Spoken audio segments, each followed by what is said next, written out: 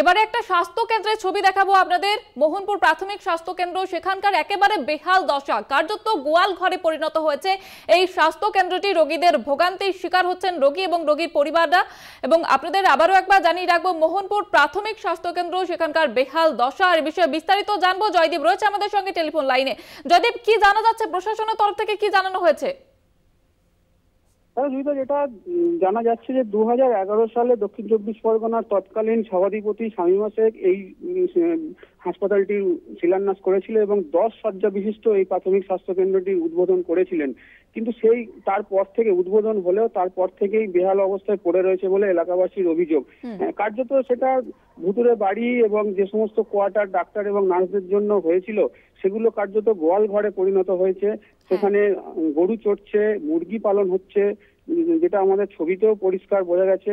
এবং যেটা এলাকার বাসিন্দাদের অভিযোগ যে এখান থেকে প্রায় 20 থেকে 25 কিলোমিটার দূরে হাসপাতাল রয়েছে, অন্যান্য হাসপাতাল, যেখানে সাধারণ মানুষকে নিয়ে যেতে খুবই অসুবিধা হয় এবং তার জন্যই এই মোহনপুর প্রাথমিক স্বাস্থ্য কেন্দ্রটি উদ্বোধন হয়েছিল।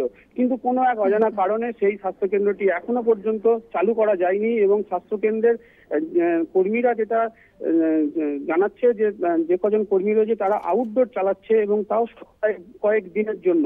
এখানে ডাক্তার নেই মূলত এবং তার জন্যই পরিষেবা চালু করা যাচ্ছে না বলে প্রশাসনের তরফ থেকে জানানো হয়েছে। যদিও মুখ্য স্বাস্থ্য আধিকারিক ডায়মন্ড হারবার স্বাস্থ্য জেলা তিনি জানিয়েছেন যে খুবই শীঘ্রই ডাক্তার নিয়োগ হবে এবং যে হাসপাতাল চালু হয়নি তার মেরামত করে খুব তাড়াতাড়ি চালু করার ব্যবস্থা করা হবে।